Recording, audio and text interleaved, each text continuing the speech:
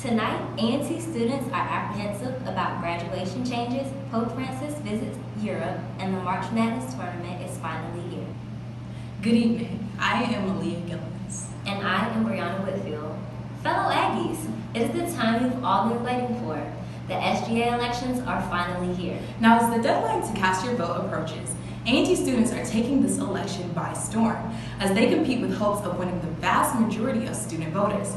Now, final voting takes place March 29th, and if you would like to hear your candidates speak about their platforms and how they plan to make a change this upcoming year, please come out to the Senate and Class Officer Forum on Tuesday, March 21st in the ACB Auditorium Room 101 at 6 o'clock p.m. For more information, please contact the Elections Committee or visit their office located in Murphy Hall, Suite 104. Now please, go out there and vote so that your voice can be heard by members of your student government. It's time to do the housing application for the 2017-2018 school year. The application fee is $175. The application was extended until March 24, 2017 at 5 p.m.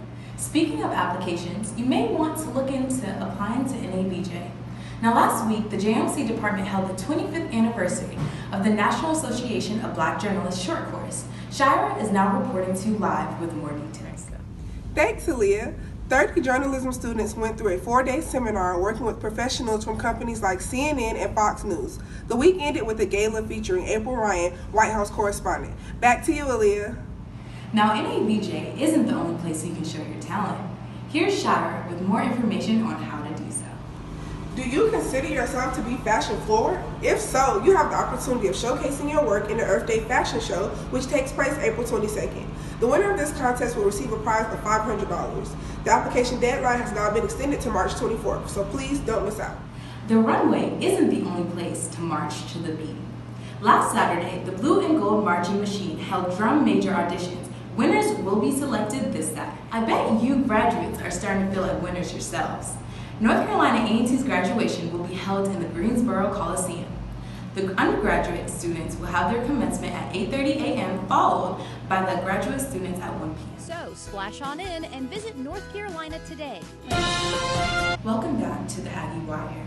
I am Aaliyah Gillens. And I am Brianna Whitfield. An Asian beauty store owner choked and kicked a black woman, falsely accused of stealing a pair of eyelashes. Witnesses eventually called police and no arrests were made.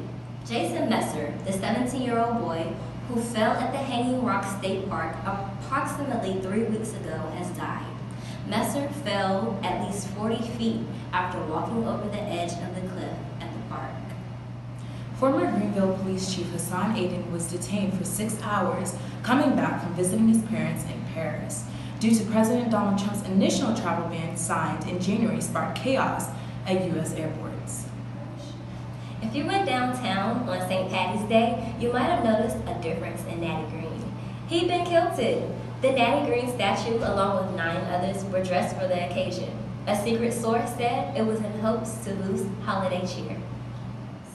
The Community Development Block A federal program brings $2 million a year in housing assistance to low-income Greensboro residents, and it could disappear with President Trump's new budget proposal.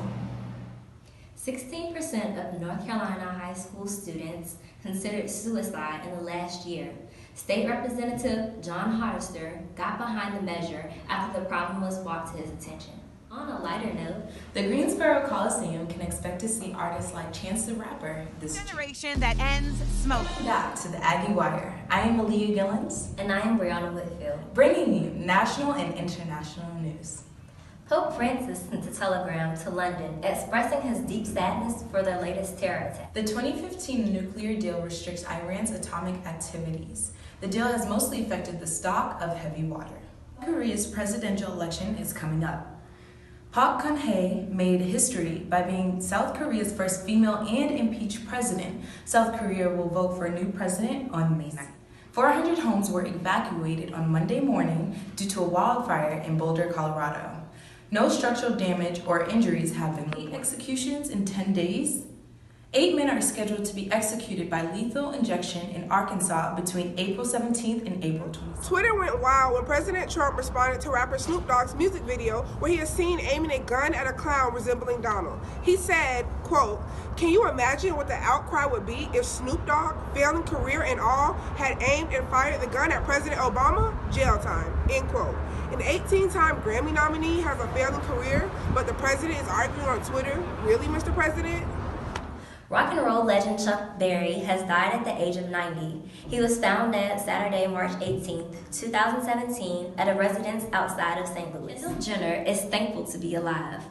Kendall Jenner is a recent victim of a home invasion only months after her sister Kim Kardashian was robbed in Paris. South by Southwest is bringing music and technology to Austin, Texas. From rappers to athletes, everyone participates in this festival. Dolphus Bush. Welcome back. The March Madness tournament is upon us. The tournament started on March 16th, and tonight the Sweet 16 will be determined. Now, speaking of March Madness, the University of Kentucky fan Drake has finally released his latest project. Drake released More Life, his new album, this past Saturday on streaming services. The project was billed as a playlist rather than a traditional album or mixtape. I am Aaliyah Gillens. And I am Brianna Whitfield. And thank you for tuning in to the Aggie Wire.